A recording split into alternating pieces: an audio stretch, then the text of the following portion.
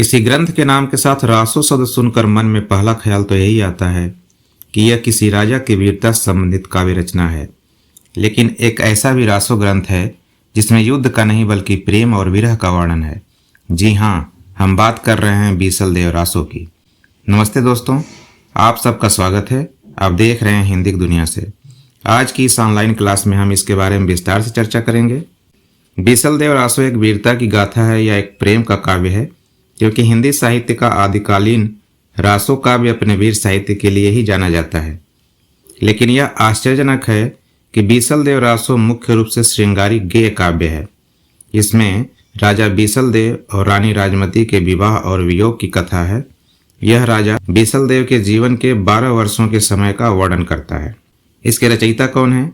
बीसल देव के रचयिता नरपति नाल हैं। इस ग्रंथ में कवि स्वयं को कहीं नरपति कहते हैं और कहीं नाल कहते हैं। तो विद्वानों का मानना है कि नरपति उनकी उपाधि हो सकती है, जिसका अर्थ है मनुष्यों का स्वामी, और नाल उनका नाम हो सकता है। नरपति नाल किसके दरबारी कवि थे? नरपति नाल के आश्रयदाता राजा बीसल देव तृतीय थे, जिनका मूल नाम विग्रहराज चतुर्थ था, जो सांभर या शाकंभरी के बहुत ही प्रतापी राजा थे। इनकी राजधानी पहले अजमेर थी। दिल्ली के राजा को हराने के बाद इनकी राजधानी दिल्ली बनी। इनका शासनकाल स्वर्णकाल कहलाता है। ये योद्धा होने के साथ संस्कृत के कवि भी थे। कवि बांधव और कंठाभरण इनकी उपाधियां थीं। कवि बांधव का अर्थ है कवियों का भाई और कंठाभरण का अर्थ है गले का आभूषण। इन्होंने हरकेली विजय नाटक लिखा था, जिसे शिलापट्टों पर उकेरा गया था। इनके दरबार में इनके राजकवि सोमदेव थे, जिन्होंने ललित विग्रहराज नाम का प्रसिद्ध नाटक लिखा था। बीसल देव रासो के रचना काल के बारे में विद्वानों में मतभेद है। नरपति नाल ने अपनी इस रचना में खुद ही इसके समय का जिक्र किया है। इन्होंने लिखा है 1272 मंझारी, जेठ बदी नवमी बुधवारी, नाल रसायन आरंभई, शारदा तुठी ब्रह्म कुमारी। मुख्य विवाद 1272 के सटीक अर्थ में है। यहाँ बहुतरा शब्द के अर्थ को लेकर विद्वानों में दो मुख्य मत हैं। आचार्य रामचंद्र शुक्ल और कई अन्य विद्वान इस पंक्ति में बहुतरा का अर्थ 12 मानते हैं, क्योंकि 72 शब्द बरहोत्तर या द्वादशोत्तर का रूपांतर है। अतः 1272 का अर्थ द्वादशोत्तर 1200 अर्थात 1212 होगा, जिससे इसका रचना काल संवत 1212 सिद्ध होता है। इसके पीछे तर्क यह है कि ग्रह नक्षत्रों की गणना करने पर विक्रम संवत 1212 में ज्येष्ठ वदी नवमी को बुधवार ही पड़ता है, जबकि कुछ अन्य विद्वान इसका सीधा अर्थ 72 लेते हैं। 1272 अर्थात 1272, जिससे इसका रचना काल विक्रम संवत 1272 या 1215 ईस्वी हो जाता है। डॉक्टर राम कुमार वर्मा और डॉक्टर नागेंद्र कवि नरपति नाल द्वारा रचित संवत सहस 73 जानी नाल कवि सर सरसीय वाणी वाली पंक्ति के आधार पर इसकी रचना का समय विक्रम संवत 1073 या 1016 ईस्वी स्वीकार करते हैं। वहीं माता प्रसाद गुप्त ने इस रचना का समय सन 1343 ईस्वी माना है, और मोतीलाल मिनारिया और कुछ अन्य विद्वान इसे 16वीं शताब्दी या विक्रम संवत 1600 के आसपास की रचना मानते हैं। इसका कारण यह है कि एक अन्य कवि नरपति का विवरण संवत 1538 में भाड़ कवि रचित खमीर दे चौपई में आता है। निष्कर्ष रूप में आचार्य रामचंद्र शुक्ल जी और अधिकांश विद्वान इसे 1212 विक्रम संवत या 1155 ईस्वी मानते हैं। परीक्षा में आप लोग भी इसी को सही मानिएगा। आचार्य रामचंद्र शुक्ल ने इस ग्रंथ की रचना तिथि संवत 1212 या 1155 ईस्वी को सही तो माना है, पर कथ्य की प्रामाणिकता और कालखंड पर संदेह व्यक्त किया है। भाषा शैली के आधार पर भी यह 12वीं-13वीं सदी की रचना मानी जाती है। बीसल देव रासो महाकाव्य या खंडकाव्य में से किस श्रेणी में आता है? यह महाकाव्य नहीं है, यह एक खंड काव्य है और मुक्तक शैली में लिखा गया है।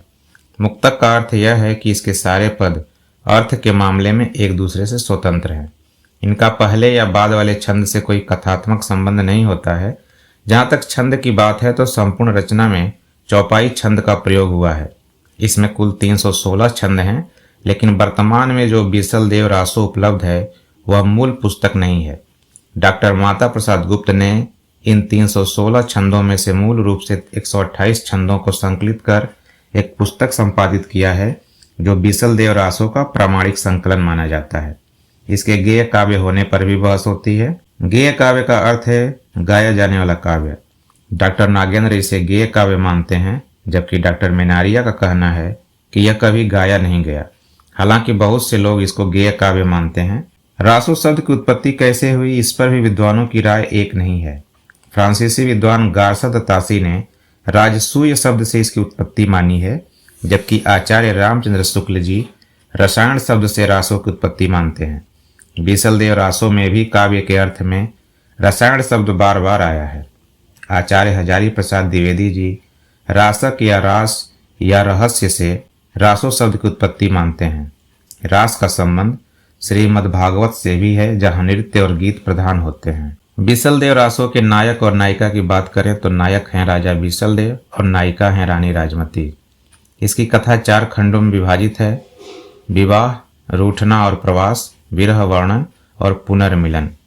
विवाह खंड में बीसलदेव और राजमती का भव्य विवाह का वर्णन है। द्वितीय खंड में रानी राजमती की किसी बात से राजा बीसलदेव का रूठकर उड़ीसा चले जाने और वहां 12 वर्ष तक रहने का वर्णन। तृतीय खंड में रानी राजमती के हृदय विदारक विरह का वर्णन है, जो ग्रंथ का सबसे सुंदर, चित्ताकर्षक यानी मन को भाने वाला और भावपूर्ण हिस्सा है। चौथे खंड में राजा का वापस लौटना और रानी से पुनर्मिलन का वर्णन है। इतिहासकार गौरीशंकर हीराचंद ओझा जी के अनुसार यह ग्रंथ पूरी तरह से ऐतिहासिक नहीं है। इसमें असंगतियां हैं, जैसे बीसलदेव और राजा भोज के समय में लगभग 100 वर्ष का भारी अंतर है। बीसलदेव के 100 वर्ष पहले ही राजा भोज की मृत्यु हो गई थी, जबकि उनकी पुत्री से बीसलदेव की शादी का वर्णन है, जो असंभव है। लेकिन यह बात सच है कि बीसलदेव की एक रानी राजा भोज के परमार वंश की थीं। तो यह हो सकता है कि कवि ने थोड़ी कल्पना से कथानक को एक नया रूप दे दिया हो। बीसलदेव रासो का मुख्य रस क्या है?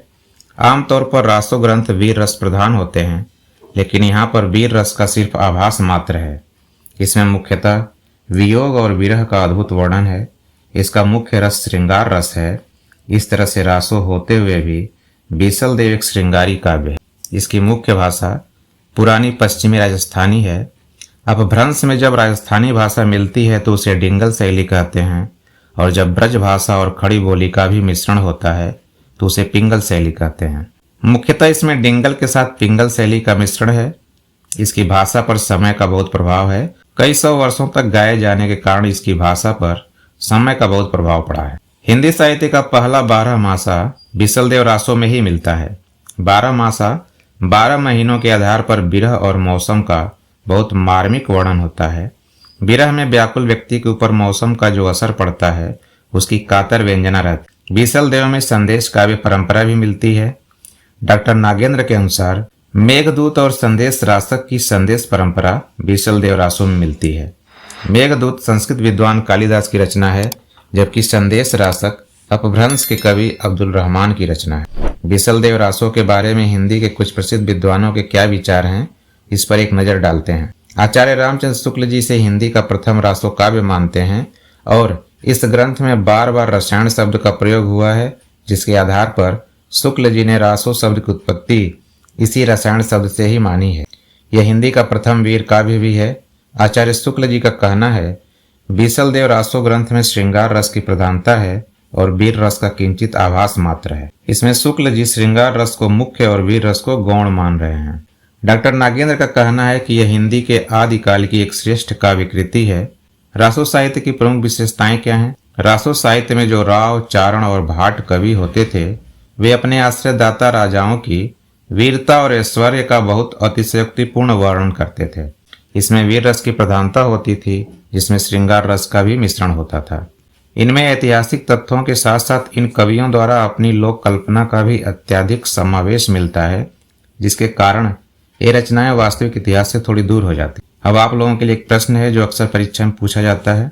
प्रश्न है, बीसलदेव रासो की रचना किसने की है? इस प्रश्न का पहला विकल्प है चंद्रवरदाई, दूसरा विकल्प है नरपतिनाल, तीसरा विकल्प है जगनिक और चौथा विकल्प है इनमें से कोई नहीं।